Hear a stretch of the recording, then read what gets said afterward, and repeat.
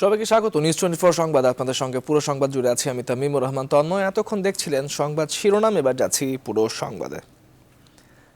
মানুষ এবং যানবাহন চলাচল বন্ধে 1 জুলাই থেকে শুরু হতে যাওয়া বিধিনিষেধ কঠোরভাবে পালনের নির্দেশ দিয়েছেন প্রধানমন্ত্রী শেখ হাসিনা। মন্ত্রিসভার বৈঠক শেষে কথা জানিয়েছেন মন্ত্রিপরিষদ সচিব খন্দকার আনোয়ারুল ইসলাম। বিধিনিষেধকালীন নিয়মিত বাহিনীর পাশাপাশি বিজিবি এবং সশস্ত্র বাহিনীকে টহল রাখার সিদ্ধান্ত নিয়েছে সরকার। শাহ আলী জয়ের রিপোর্ট।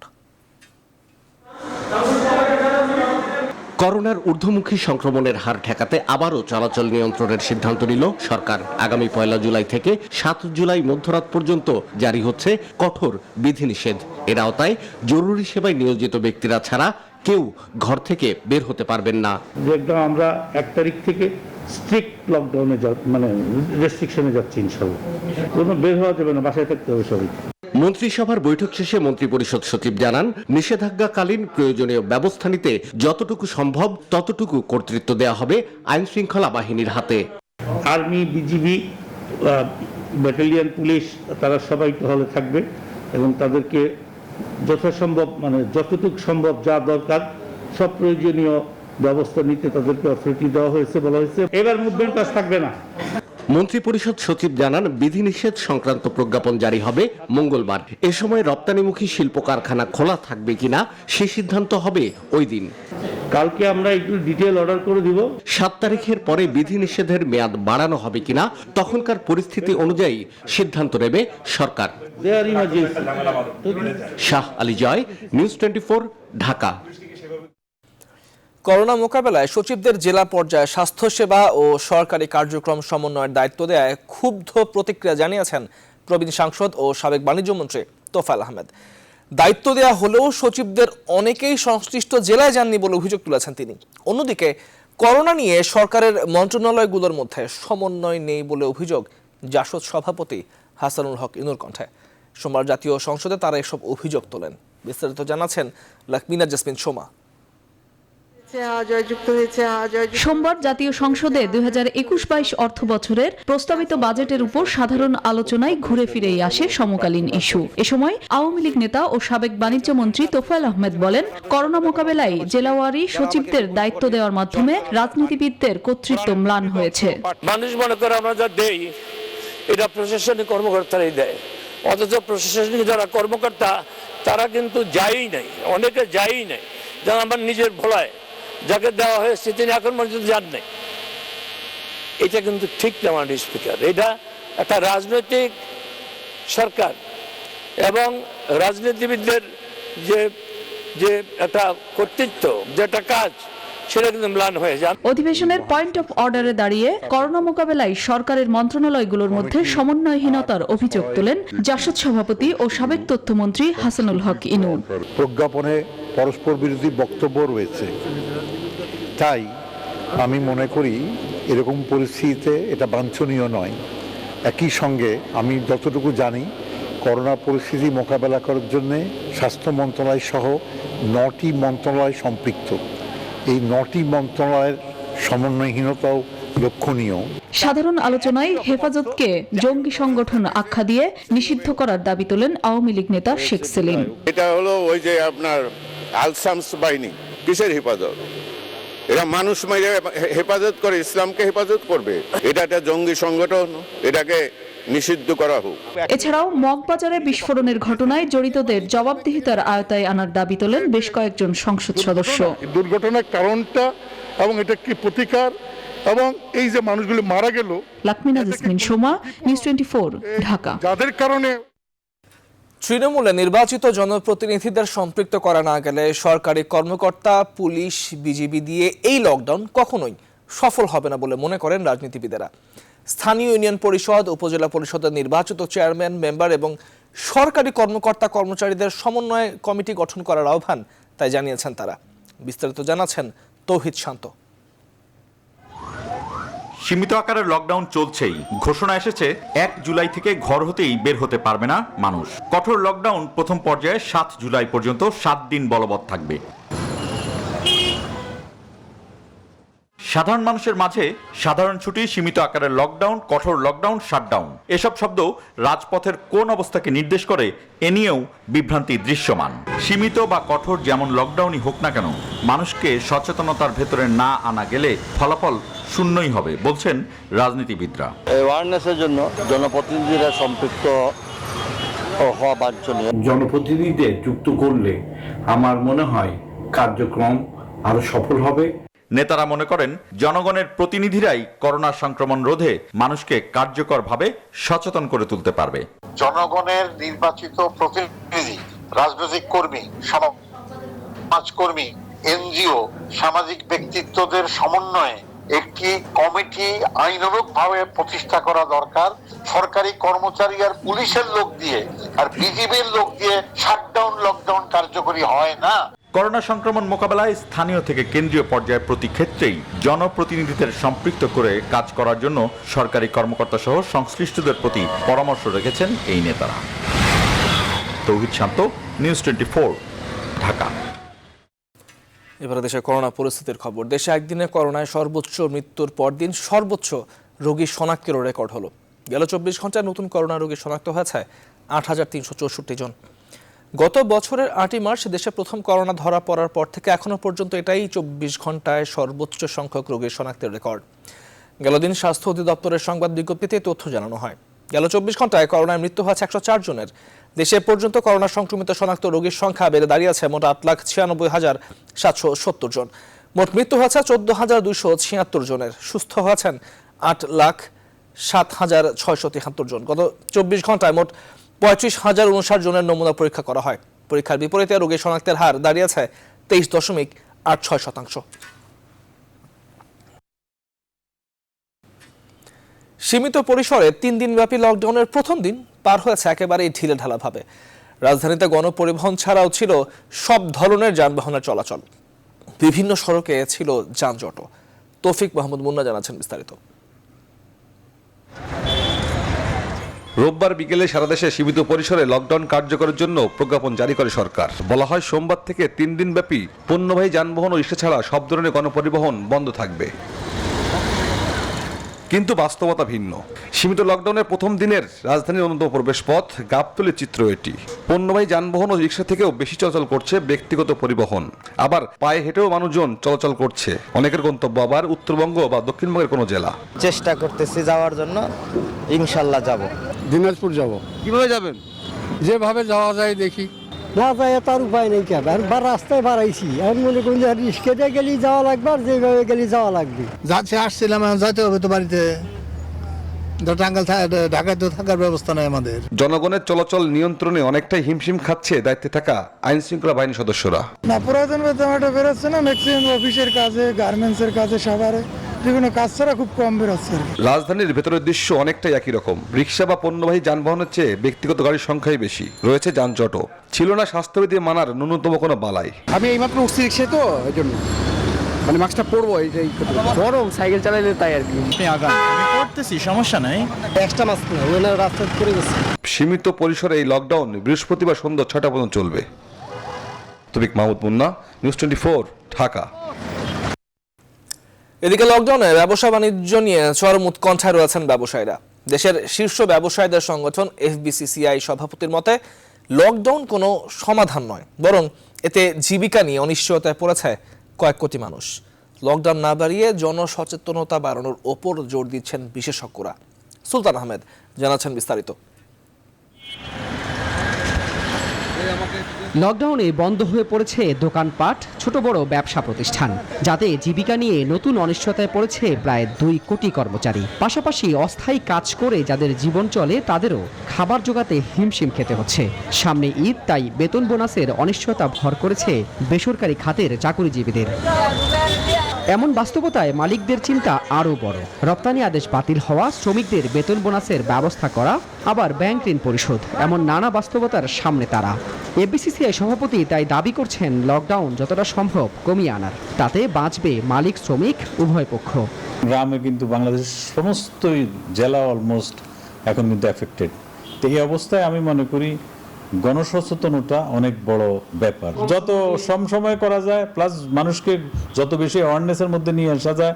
মহামারী মোকাবেলায় রাজনীতিবিদ, ব্যবসায়ী সহ সমাজের বিশিষ্টজনদের ঐক্যবদ্ধ হওয়ার কথা বলছেন তিনি। পাশাপাশি সব ধরনের উৎপাদন চালু রাখার দাবিও জানান এই শীর্ষ ব্যবসায়ী। গার্মেন্টস করে রাখলেন ব্যাকওয়ার্ড লিঙ্কেজ লাগবে না, আর গার্মেন্টস তো নট অনলি এক্সপোর্ট, আদার্স যে সকল এক্সপোর্ট আছে সেগুলির কি হবে? তারপর আমার ফুড ইন্ডাস্ট্রি, আপনি সাপ্লাই চেইন যদি ভেঙে যায়, আপনি যদি উৎপাদন না করেন, আপনার তো জিনিসপত্রের খাদ্যের সংকট দেখা দিবে। রপ্তানিকারকরা বলছেন দীর্ঘদিন লকডাউন হলে তাদের রপ্তানি আদেশ বাতিল হয়ে চলে যাবে অন্য দেশে। আর বিশেষজ্ঞরা বলছেন ছোট ছোট ব্যবসায়ী আর খেটে খাওয়া মানুষদের বাঁচাতে বড় উদ্যোগ প্রয়োজন। লকডাউনে অবশ্যই সবারই ক্ষতি হবে, সমস্ত ব্যবসায়ীর ক্ষতি হবে। চায়না বা মায়ানমার, ইন্ডিয়া সেগুলো বন্ধ হওয়াতে সমস্ত অর্ডার আমাদের দেশে আসছে। এই অর্ডারগুলো যদি আমি ধরে রাখতে না পারি, সেই অর্ডারগুলো অন্য দেশে চলে যাবে। যদি আপনার কারখানা বন্ধ করে দেয়, তাহলে শ্রমিকরা বেতন পাবে না, বোনাস পাবে না। এটা একটা সামাজিক সমস্যা দেখা দিবে, ইনকামের প্রশ্ন। তবে সবার আগে দেশের মানুষের জন্য টিকা নিশ্চিত করা প্রয়োজন বলেও মত বিশেষজ্ঞদের। সুলতান আহমেদ, নিউজ 24, ঢাকা। ঢাকার মগবাজার ওয়্যারলেস গেটে ভয়াবহ বিস্ফোরণের কারণ এখনও অজানা। তবে ভবনটিতে হাইড্রোকার্বন সহ বেশ কয়েকটি গ্যাসের অস্তিত্ব মিলেছে বলে জানায় বিস্ফোরক পরিদপ্তর। এদিকে বিস্ফোরণের কারণ বের করতে কাজ করছে ফায়ার সার্ভিস, বিস্ফোরক পরিদপ্তরের পৃথক দুটি তদন্ত কমিটি। আর ঘটনাস্থল পরিদর্শন শেষে পুলিশ মহাপরিদর্শক বললেন বিস্ফোরণে নাশকতার কোনো আলামত পাননি তারা। ফায়ার সার্ভিসের পাশাপাশি বিস্ফোরণের কারণ বের করতে তদন্ত করবেন তারাও। এই দুর্ঘটনায় ঢাকা মেডিকেলে ভর্তি আহতদের মধ্যে 3 জনের অবস্থা সংকটাপন্ন বলে জানিয়েছেন চিকিৎসকরা। নাইমাল জিকোর প্রতিবেদনে বিস্তারিত। রোববার সন্ধ্যায় ভয়াবহ বিস্ফোরণে কেঁপে ওঠে মগবাজার। এতে একটি ভবন আংশিক ধসে পড়ে, ভেঙে পড়ে আশপাশের ডজনখানেক ভবনের কাঁচ। শুরু হয় মানুষের আর্তনাদ। বিস্ফোরণে বহুজন হতাহত হন। সৃষ্টি হয় হৃদয় বিদারক পরিবেশের। আচমকায় ঘটে যাওয়া বিকট শব্দে বিস্ফোরণের বর্ণনা দেন প্রত্যক্ষদর্শীরা। দোকানে পড়ছি আর এই শুরু মানে ধর ধর ধর করে আসতেছে কি যে আমি করতে না দোকানে ভিতরে ঢুকে গেছি। তখন আমার মাথায় খেলা হয়েছে যে সবাই বলতেছে ট্রান্সমিটার। তখন আমি আতঙ্ক হয়ে গেছি যে আমার ভাই তো এখানে। এদিকে বিস্ফোরণের কারণ খুঁজতে কাজ শুরু করেছে সিআইডির crime scene unit, fire service কর্তৃপক্ষ ও বিস্ফোরক পরিদপ্তর। 2 দফায় গ্যাস ডিটেক্টর দিয়ে খোঁজা হয় গ্যাসের অস্তিত্ব। জানান ঘটনাস্থলে এখনো গ্যাসের উপস্থিতি মিলেছে, তবে বিস্ফোরণের কারণ এখনো জানেন না তারা। আমরা গ্যাস ডিটেক্টরের মাধ্যমে এটা পরীক্ষণ করেছি। এখানে হাইড্রোকার্বনের অস্তিত্ব পাওয়া গেছে।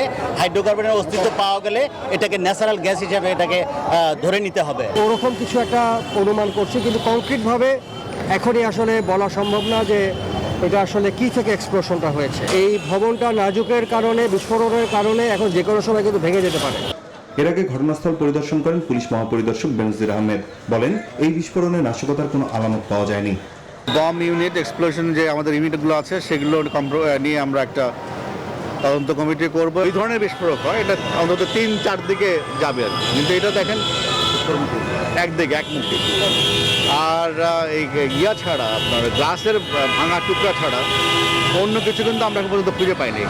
বিস্ফোরণে আহত হয়ে হাসপাতালে চিকিৎসা নিচ্ছেন অর্ধশতাধিক মানুষ। আহতদের খবর জানতে ও নিহতদের মরদেহ নিতে স্বজনরা ভিড় করছেন হাসপাতালে। আমার একটা মেয়ে 9 বছর বয়স, এটা দিয়ে আল্লাহ আমারে কি শাস্তি দিল। ওইখান থেকে আনার সাথে ওইখান থেকে মৃত্যু হয়েছে আর কি। চিকিৎসকরা জানান আহতদের মধ্যে কয়েকজনের অবস্থা আশঙ্কাজনক। আমাদের যে 3 জন আছে, 3 জনেরই অবস্থা খুবই মারাত্মক। 90% বার্ন, ইনহেলেশন ইনজুরি, আইসিইউতে রাখা হয়েছে, কেউই সংখ্যামুক্ত না। নিহতদের পরিবারকে 20,000 এবং আহতদের পরিবারকে 10,000 করে অর্থ সহায়তার কথা জানিয়েছে জেলা প্রশাসন। নাইমাল জিকো, নিউজ 24, ঢাকা। কুড়িগ্রামে ভেজাল ইরানি বিটুমিনের সড়কের কাজ করতে গিয়ে হাতে নাতে ধরা পড়েছে ঠিকাদার। প্রকৌশলীর আপত্তি এবং স্থানীয়দের তোপের মুখে শেষ পর্যন্ত কাজ বন্ধ রাখতে বাধ্য হয় সেই ঠিকাদার। এদিকে কাজে বাধা দেয়ায় ঠিকাদার প্রকৌশলীকে বদলির হুমকিও দিয়েছে। লালমনিরহাটের বিভাগীয় প্রকৌশলী জানান যে নিম্নমানের বিটুমিন ব্যবহারে আবার প্রকৌশলীকে হুমকি, এই দুটো বিষয়ই গুরুত্বের সঙ্গে দেখা হচ্ছে। কুড়িগ্রাম থেকে হুমায়ুন কবির সূর্যের তথ্যচিত্রে ডেস্ক রিপোর্ট। সম্প্রতি কুড়িগ্রাম জেলাবাসীর দীর্ঘদিনের দাবির প্রেক্ষিতে যাত্রীদের নিরাপদে ট্রেনে ওঠানামার জন্য আধুনিক প্ল্যাটফর্ম নির্মাণ করা হয়। এ সময় প্রায় 40 বছর ধরে মেরামতহীনভাবে থাকা আরকে রোড থেকে স্টেশনে ঢোকার অ্যাপ্রোচ রোড নির্মাণেরও দাবি ওঠে। এলাকাবাসীর আন্দোলন ও লিখিত আবেদনের প্রেক্ষিতে রেল কর্তৃপক্ষ 1,63,00,000 টাকা ব্যয়ে ফুটপাত, ড্রেন, ডিভাইডার ও অ্যাপ্রোচ রোড নির্মাণ কাজ শুরু করে। গত 7 মে সিলকোটের কাজ করার জন্য ঠিকাদার উদ্যোগ নিলে দায়িত্বপ্রাপ্ত প্রকৌশলী দেখতে পান যে নিম্নমানের 80 থেকে 100 গ্রেডের ইরানি বিটুমিন আনা হয়েছে। এমন একটা নিম্নমানের বিটুমিন, যে বিটুমিন দিয়ে কাজ করলে হয়তো দেখা যায় 6 মাসের মধ্যে রাস্তা নষ্ট হয়ে যাবে। এলাকাবাসীর আপত্তির মুখে সংশ্লিষ্ট প্রকৌশলী উনি ঠিকাদারকে কাজ বন্ধ করতে বলেন, কিন্তু ঠিকাদার তখন ক্ষিপ্ত হয় এবং বলে যে প্রকৌশলীকে বদলি না করা পর্যন্ত এই রাস্তার কাজ আর করব না। ঠিকাদারি প্রতিষ্ঠানের সাথে যোগাযোগ করা হলে তারা জানান 60 থেকে 70 গ্রেডের বাংলাদেশ পেট্রোলিয়াম কর্পোরেশনের বিটুমিন না পাওয়ার কথা। সবাই ভালো বলে, সবাই এখানে আমি যে কাজ করছি সবারই একই কথা, সবাই ভালো। ভাই যেটা বলতে 80/90 আপনি শিডিউলে যেটা আছে না, জি শিডিউলে অনুযায়ী আমরা দিছিলাম। কিন্তু বাস্তবতা হলো স্টার্ন রিফাইনারি লিমিটেড সহ দেশীয় প্রতিষ্ঠানের উন্নত মানের 60 থেকে 70 গ্রেডের বিটুমিন বাজারে সহজলভ্য, কিন্তু মানহীন বিটুমিনে স্বল্প মূল্যে কাজ করতেই তারা প্রচলিত ইরানি বিটুমিন ব্যবহার করেছে এবং হুমকিও দিয়েছে। ওনারা 80-100 গ্রেড বিটুমিনটা নিয়ে আসছেন আর কি, আমরা সেটা কাজ করতে দেই নাই যে 80-100 গ্রেডটা দিয়ে কাজ করা যাবে না। তো তখন ঠিকাদার কাজ বন্ধ করে দিয়ে উনি চলে যায় যে এখন কাজ করবে না। আমিও কাজ বন্ধ করে দিয়ে যখন আমরা চলে যাই তখন উনি হুমকি দিতে যে আমাকে ট্রান্সফার করিয়ে তারপরে ওই বিটুমিন দিয়েই কাজ করবে আর কি। এ বিষয়ে রেলের লালমনিরহাট জোনের বিভাগীয় প্রকৌশলীর সাথে যোগাযোগ করা হলে তিনি জানান নিম্নমানের বিটুমিন ব্যবহার এবং প্রকৌশলীকে হুমকি দেওয়ার বিষয়টি গুরুত্বের সাথে দেখছেন তারা। এটার জন্য আসলে ঠিকাদারে বেশি সাফার করবে, কারণ আমরা তো কাজ ফাইনালি বুঝে নেব। সম্প্রতি সড়ক ও মহাসড়ক বিভাগ নিজেই জানিয়েছে আমদানি করা নিম্নমানের বিটুমিন ব্যবহারে সড়ক টেকসই হচ্ছে না আর বাড়ছে সংস্কার ব্যয়। এছাড়া আমদানিকারক সিন্ডিকেট কৌশলে ইরানি বিটুমিন সংযুক্ত আরব আমিরাতের নামে বাংলাদেশে আনছে। Desk report, news 24। Awami League একদলীয় শাসন প্রতিষ্ঠার জন্য জনগণের সাথে বিশ্বাসঘাতকতা করে পুরো রাষ্ট্রের কাঠামো পরিবর্তন করে দিচ্ছে। জাতীয় পরিচয়পত্র কার্যক্রম স্বরাষ্ট্র মন্ত্রণালয়ে হস্তান্তরের সরকারি সিদ্ধান্ত বিষয়ে এক ভার্চুয়াল আলোচনা সভায় এমনই অভিযোগ করেছেন বিএনপির মহাসচিব মির্জা ফখরুল ইসলাম আলমগীর। বিস্তারিত জানাচ্ছেন মারুফা রহমান। সোমবার বিকেলে Bangladesh nationalist research and communications আয়োজিত ভার্চুয়াল আলোচনা সভায় জাতীয় পরিচয়পত্র কার্যক্রম স্বরাষ্ট্র মন্ত্রণালয়ে হস্তান্তরের ইস্যুতে কথা বলেন বিএনপি নেতারা। সেখানে সভাপতির বক্তব্যে বিএনপি মহাসচিব বলেন, জনগণের সাথে বিশ্বাসঘাতকতা করে রাষ্ট্রের কাঠামো বদলে দিচ্ছে বর্তমান সরকার। আওয়ামী লীগ আজকে একদলীয় শাসন ব্যবস্থা প্রতিষ্ঠা করবার জন্য জনগণের সঙ্গে বিশ্বাসঘাতকতা করে পুরো রাষ্ট্রের কাঠামোটাকেই পরিবর্তন করে দিচ্ছে এবং যে রাষ্ট্রের চরিত্র যেটা আমরা নির্ধারণ করেছি আর কি গণতান্ত্রিক চরিত্র, সেই রাষ্ট্রের চরিত্রকেই তারা পুরোপুরিভাবে বদলে দিতে শুরু করেছে। ভার্চুয়াল এই আলোচনা সভায় বিএনপির নীতি নির্ধারকরা মন্তব্য করেন, রাষ্ট্রের চরিত্র পরিবর্তন করার ক্ষেত্রে বিচার বিভাগ একটা বড় ভূমিকা পালন করেছে, পিছিয়ে থাকেনি নির্বাচন কমিশনও। আপনি ভোটার হয়েছেন, আপনি ভোটার আইডি একটা পেলেন, সেই আইডি কার্ডটা দেখে ভোট দিবেন, সেটা নাই। অতএব এই ন্যাশনাল আইডি কার্ডটাই কিন্তু as a voter ID card হিসাবে ব্যবহৃত হচ্ছে। এখানেই বোঝা যায় যে সরকারের যে গভীর ষড়যন্ত্র। করোনাকালে এই ধরনের সিদ্ধান্ত না নিলে জনগণের তীব্র প্রতিবাদ এবং আন্দোলনের মুখে সরকার পতন হতে পারত বলেও মনে করেন বিএনপি নেতারা। এটা কিন্তু তারা নতুন একটা ইস্যু জাতির সামনে তুলে ধরলো এমন সময়, এত বিশেষ একটা ইম্পর্টেন্ট একটা ইস্যু তুলে ধরলো এমন সময় যখন জাতি একটা ভীষণভাবে একটা খারাপ অবস্থা রয়ে গেছে এই করোনা নিয়ে, যে সময় কোন রকম প্রতিবাদও করা সম্ভব হচ্ছে না রাজপথে দাঁড়িয়ে। মারুফা রহমান, নিউজ 24, ঢাকা। ভূমধ্যসাগরে 250 বাংলাদেশি অভিবাসীকে উদ্ধারের মাত্র 2 দিন পর আবারও 178 অভিবাসীকে সমুদ্র থেকে উদ্ধার করেছে তিউনিসিয়ার নৌবাহিনী। তাদের নৌকা থেকে 2 জন অভিবাসীর মৃতদেহ পেয়েছেন তারা। রোববারে লিবিয়া থেকে ইউরোপ যাবার পথে অভিবাসীদের বহনকারী নৌকাটি নষ্ট হয়ে যাওয়ায় তারা সমুদ্রে ভাসছিল। তিউনিসিয়ার প্রতিরক্ষা মন্ত্রণালয়ের মুখপাত্র জানিয়েছেন, নৌকাটিতে বাংলাদেশি সহ মিশর, Eritrea, Ivory Coast, Nigeria, Syria ও তিউনিসিয়ার নাগরিক ছিল। তবে কোন দেশের কতজন নাগরিক উদ্ধার হয়েছে সে বিষয়ে বিস্তারিত জানায়নি কর্তৃপক্ষ। এর আগে বৃহস্পতিবার অবৈধ পথে ইউরোপ যাওয়ার জন্য ভূমধ্য সাগর থেকে 264 জন বাংলাদেশি ও মিশরের 3 নাগরিক সহ মোট 267 জনকে সাগরে ভাসমান অবস্থায় উদ্ধার করেছিল তিউনিসিয়া কর্তৃপক্ষ। আন্তর্জাতিক অভিবাসন সংস্থা জানিয়েছে উদ্ধার হওয়া অভিবাসীদের তিউনিসিয়ার জারবা দ্বীপের একটি হোটেলে কোয়ারেন্টিনে রাখা হয়েছে। এবারে টিকার খবর। ভারত থেকে কবে ভ্যাকসিন আসবে তা এখনো নিশ্চিত নয় বলে জানিয়েছে স্বাস্থ্য অধিদপ্তর। এমন অবস্থায় চীনের সিনোফার্মের টিকা বাংলাদেশে আসতে পারে আগামী মাসেই। আর কোভ্যাক্সের মাধ্যমে 20 লাখ ডোজ অ্যাস্ট্রাজেনেকা টিকা চেয়েছে বাংলাদেশ। তাই টিকা সংকট সব মিলিয়ে কমে যাবে তা অনেকটাই আশা নিরাশার দোলাচলে ঘুরপাক খাচ্ছে। অন্তর বিশ্বাস জানাচ্ছেন বিস্তারিত। চীনের সিনোফার্মের টিকা শিগগিরই দেশের সব জায়গায় দেওয়া হবে। যথাসময়ে টিকা প্রদানের তারিখ জানিয়ে দেওয়া হবে। সোমবার স্বাস্থ্য অধিদপ্তরের ভার্চুয়াল বুলেটিনে এসব তথ্য জানানো হয়। চায়না টিকা, ঠিক একটা টিকা অথবা ভবিষ্যতে আমরা মিক্স ম্যাচ পদ্ধতির মাধ্যমেও এই সমস্যার সমাধান করতে পারবো। তবে সিনোফার্মের টিকা ভারতের ডেল্টা ভ্যারিয়েন্টের বিরুদ্ধে কাজ করবে কিনা তা নিয়ে প্রশ্ন রয়েছে। আরো সিরিয়াস, কিন্তু দ্রুত সংক্রমণশীল, দ্রুত ছড়ায়, সুতরাং এটা কতটুকু কাজ করবে কিন্তু এখনো একটা স্টাডি চলছে, আমরা কিছু শিওর না। যেভাবেই হোক দেশে ব্যাপক হারে ভ্যাকসিন প্রয়োগ করা খুবই জরুরি বলে মনে করছেন বিশেষজ্ঞরা। করোনা থেকে রক্ষা পাওয়ার সর্বশ্রেষ্ঠ উপায় হচ্ছে টিকা। দেশের শতকরা 70 থেকে 80% মানুষকে টিকা প্রদান করলেই কেবলমাত্র আমরা সুরক্ষার আওতায় আসব। ভারত থেকে দেশে কোভিশিল্ড টিকা এসেছে 1,02,00,000 ডোজ। সেই হিসাবে টিকার মজুদ আছে মাত্র 94,000-এর মতো। তাই দ্বিতীয় ডোজ টিকা পাচ্ছেন না 14 লাখেরও বেশি মানুষ। আর ভারত জানিয়েছে তারা সহসাই টিকা রপ্তানি করবে না। তাই কোভ্যাক্সের মাধ্যমে 20 লাখ ডোজ কোভিশিল্ড বা অ্যাস্ট্রাজেনেকার টিকা চেয়েছে বাংলাদেশ। স্বাস্থ্য অধিদপ্তর জানিয়েছে আগস্টের মাঝামাঝি এই টিকা আসতে পারে বাংলাদেশে। তবে হ্যাঁ, এটা ধরেন 8 সপ্তাহ পরে যাওয়ার কথা ছিল, 16 সপ্তাহ পর্যন্ত ওয়েট করা যেতে পারে। আসার কথা এই যে মডার্নার 25 লাখ টিকা আসবে বাংলাদেশে। অন্তরা বিশ্বাস, নিউজ 24, ঢাকা।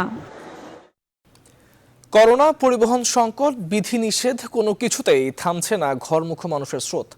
প্রধান দুই ঘাটে গেল দিনও ছিল মানুষের তীব্র যানজট এবং ভিড়। দূরপাল্লার বাস বন্ধ থাকায় অবর্ণনীয় দুর্ভোগে ছিল তাদের সঙ্গী। প্রতিনিধিদের পাঠানো তথ্যচিত্রে ডেস্ক রিপোর্ট। এই চিত্র শিমুলিয়া বাংলা বাজার ঘাটের। স্বাস্থ্যবিধি, সামাজিক দূরত্বের নেই কোনো বালাই। এই যে এরকম কনজাস্টেড যদি হয় তাহলে মানুষ তো সব মারা পড়বো। একই চিত্র পাটুরিয়া, দৌলদিয়া ঘাটেও। এদিকে দূরপাল্লার বাস বন্ধ থাকায় কেউ হেঁটে, কেউ বা রিকশায় পার হচ্ছেন নারায়ণগঞ্জের সাইনবোর্ড মোড়। অনেকে উঠে পড়েন ট্রাক ও পিকআপের পেছনে। আমার তো ভাড়া যেতেছে 1,500 টাকা বলে, একজন 100 টাকা বলে, আমি কোথায় দিব টাকাটা? বন্দরনগরী চট্টগ্রামের সীমিত লকডাউনের প্রথম দিনে গণপরিবহন বন্ধ থাকায় রিকশা, মোটরসাইকেলে গন্তব্যে পৌঁছানোর চেষ্টা করছেন অনেকেই। আমরা সাধারণ পাবলিক যাওয়ার জন্য কোনো কিছু নাই সিস্টেম। অফিস গাড়ি দেয় না, এখন অফিস খোলা, আমরা কিভাবে যাব? করোনা সংক্রমণ রোধে সীমান্তবর্তী জেলা রাজশাহীতে গেল 11 জুন থেকে চলমান রয়েছে লকডাউন, যা বর্ধিত করা হয়েছে 30 জুন পর্যন্ত। তবে সরকারি বিধিনিষেধ উপেক্ষা করে এখানেও অবাধে চলাফেরা করছেন মানুষ। একই চিত্রেও রংপুরেও প্রয়োজন অপ্রয়োজনে নানা অজুহাতে ঘর থেকে বের হচ্ছেন তারা। বলছেন জীবন জীবিকার তাগিদেই বের হতে হচ্ছে। চাঁপাইনবাবগঞ্জে বিভিন্ন সড়কে পুলিশের তৎপরতা ছিল চোখে পড়ার মতো। সবাইকে স্বাস্থ্যবিধি মানাতে প্রশাসনের পক্ষ থেকে প্রচারণা চালানো হচ্ছে। আমাদের বাড়ি রানীহাটি, এখান থেকে প্রায় 10 কিলো। আমাদের যাতায়াতের অবস্থা খুব খারাপ। সীমিত লকডাউনে বরিশালে নিত্য প্রয়োজনীয় ছাড়া জরুরি প্রয়োজনে যারা বিভিন্ন গন্তব্যে যাচ্ছেন তারা পড়েছেন ভোগান্তিতে। Desk report, news 24। মাত্র 2.5 টাকা অনিয়মের দায়ে এরশাদের সামরিক আদালতের রায়ে হারিয়েছিলেন চাকরির সাথে 2 মাস জেল আর অর্থদণ্ড।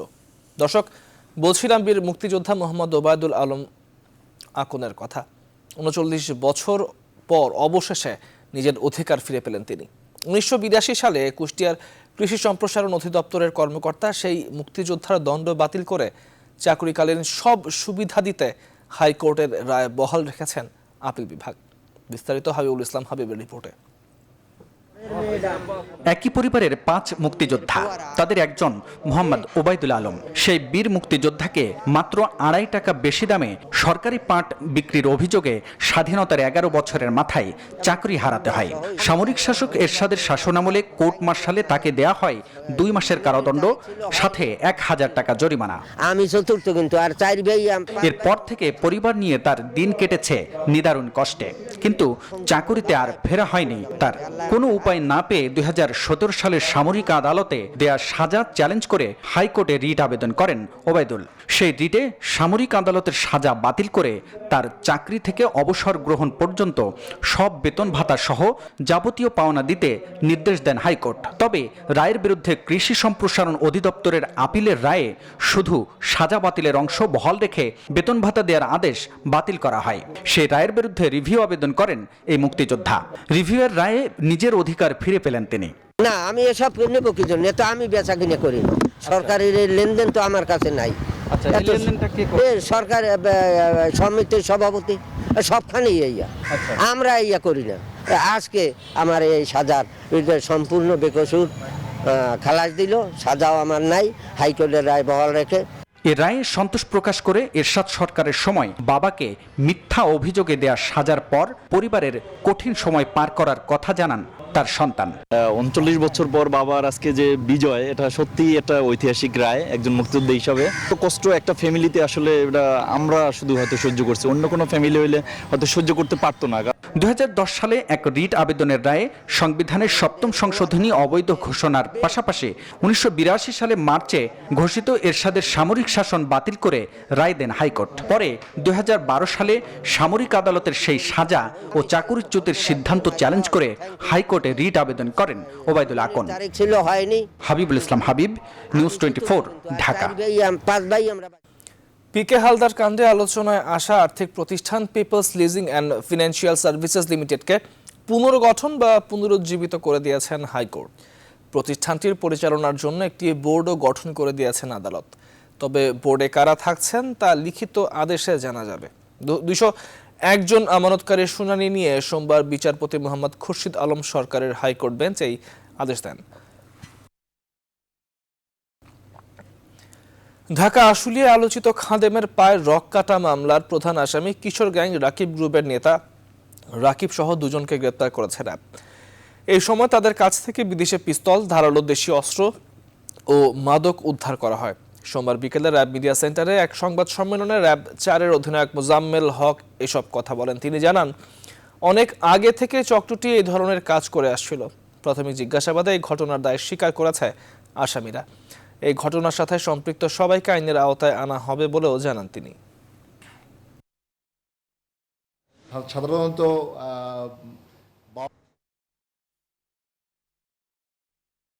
10-12 জনের একটি কিশোর গ্যাং আশুলিয়া এবং শাহবাগ এলাকায় কাজ করে। এই গ্রুপের পৃষ্ঠপোষকদের নাম আমরা ইতিমধ্যে পেয়েছি এবং অন্যান্য সঙ্গী সাথীদের নামও আমরা জানতে পেরেছি।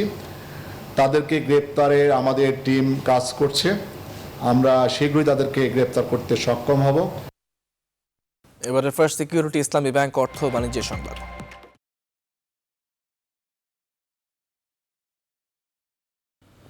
ইসলামী ব্যাংক বাংলাদেশ লিমিটেডের 38তম বার্ষিক সাধারণ সভা ভার্চুয়াল প্ল্যাটফর্মে অনুষ্ঠিত হয়েছে। ব্যাংকের ভাইস চেয়ারম্যান, সৌদি আরবের আল রাজি কোম্পানি ফর ইন্ডাস্ট্রি অ্যান্ড ট্রেডের প্রতিনিধি ইউসুফ আবদুল্লাহ আল রাজি ও শাহাবুদ্দিন পরিচালক ও আইডিবি প্রতিনিধি ডক্টর আরিফ সুলেমান সহ অন্যান্য পরিচালক, ব্যবস্থাপনা পরিচালক ও প্রধান নির্বাহী মোহাম্মদ মনিরুল মওলা সহ এফসিএস এবং প্রাতিষ্ঠানিক বিদেশি শেয়ার হোল্ডার সহ উল্লেখযোগ্য সংখ্যক শেয়ার হোল্ডার ভার্চুয়াল এই এজিএমে অংশ নেন। সভায় 2020 সালের আর্থিক বিবরণী সহ শেয়ার হোল্ডারদের জন্য 10% নগদ লভ্যাংশ অনুমোদন করা হয়। এবার নিউজ 24 প্রবাসের খবর।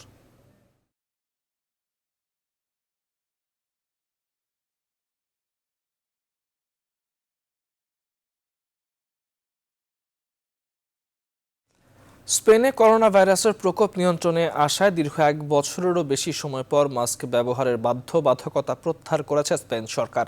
তবে সামাজিক দূরত্ব বজায় এবং গণপরিবহন ও সুপারমার্কেটে এখনও বাধ্যতামূলক মাস্ক ব্যবহার করতে হবে বলে নির্দেশ দেওয়া হয়েছে। স্পেনের মাদ্রিদ থেকে শাহাদুল সোহাদের তথ্যচিত্রে নাহিদ জিহানের ডেস্ক রিপোর্ট। স্পেনে করোনা পরিস্থিতি অনেকটা স্বস্তিকর পর্যায়ে থাকায় মাস্ক পরিধানের বিধিনিষেধ শিথিল করা হয়েছে। তাই দেশটির জনসাধারণের মাঝে বিরাজ করছে আনন্দ উৎসব। দীর্ঘ 1 বছরের বেশি সময় পর শনিবার থেকে মাস্ক ছাড়া চলাচলের অনুমতি পাওয়া যেন করোনা পরিস্থিতি উতরে স্বাভাবিক জীবনে ফেরার ইঙ্গিত। স্বস্তিদায়ক এবং আমাদের জন্য অন্যরকম স্বাধীনতা।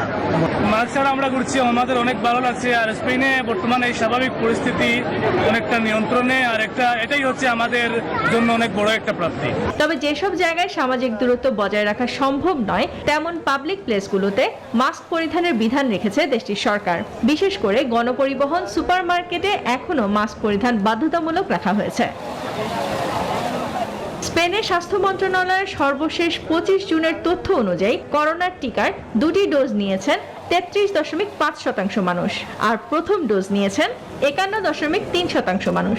আগামী আগস্ট মাসের মধ্যেই দেশটির 70% মানুষ টিকার আওতায় আসবে বলে জানিয়েছে স্পেনের স্বাস্থ্য মন্ত্রণালয়। নাহিদ জিহান, নিউজ 24। ইতালির পাদোভা পৌরসভার কাউন্সিলর দি কমুনালে 2021-এর নির্বাচন চলছে। 15 জুন থেকে অনুষ্ঠিত এই নির্বাচন চলবে 15 জুলাই পর্যন্ত। সপ্তাহের প্রতি শনিবার সকাল 8টা থেকে দুপুর 1টা পর্যন্ত ভোটাররা ভোট দিতে পারছেন। এই নির্বাচনকে কেন্দ্র করে পাদোভা প্রবাসী বাংলাদেশিদের মধ্যে অনেকটা নির্বাচনী হাওয়া চলছে। সর্বমোট 28 জন প্রার্থীর মধ্যে বাংলাদেশি প্রার্থী রয়েছেন 2 জন। 50টি দেশের মধ্যে অনুষ্ঠিত এই নির্বাচনে ভোটার সংখ্যা প্রায় 20,000। বাংলাদেশি ভোটার রয়েছেন প্রায় 1500। প্রার্থীদের মধ্যে সর্বোচ্চ ভোট প্রাপ্তি থেকে মহিলা 4 জন ও পুরুষ 12 জন প্রার্থীকে বিজয়ী ঘোষণা করা হবে। গ্রিসের রাজধানী অ্যাথেন্স থেকে 300 কিলোমিটার দূরে অবস্থিত মানোলাদার কৃষি খামারের বড় ধরনের আগুনের ঘটনা ঘটেছে। দীর্ঘদিন থেকে স্ট্রবেরি খামারে অন্যান্য জাতিগোষ্ঠীর সাথে প্রবাসী বাংলাদেশিরা কর্মরত ছিল। 27 জুন স্থানীয় সময় বিকেলে সুনামগঞ্জের শিশু মিয়ার আওতাধীন ফারাঙ্গাও বর্তমান কৃষি খামারের উৎপাদন বন্ধ থাকায় লোকজন কমে মাত্র 300 প্রবাসী বাংলাদেশির বসতি ছিল। সেখানে নিজেদের ব্যবহারের সকল প্রয়োজনীয় কাগজপত্র সহ বসবাসের সবকিছু আগুনে পুড়ে যায়। স্থানীয়দের মতে বিকেলের দিকে রাতের খাবারের রান্নার সময় সেখান থেকে অগ্নিকাণ্ডের ঘটনা ঘটে। পরদিন সোমবার গ্রিসে নিযুক্ত বাংলাদেশের রাষ্ট্রদূত মাসুদ আহমেদ, দূতাবাসের কাউন্সিলর বিশ্বজিৎ পাল ও কল্যাণ সহকারী এনানুল হক সহ ক্ষতিগ্রস্ত এলাকা পরিদর্শন করেন। রাষ্ট্রদূত প্রবাসীদের দুর্দশার কথা জানতে পেরে প্রয়োজনীয় সকল প্রকার সহায়তার বিষয়ে আশ্বাস দেন।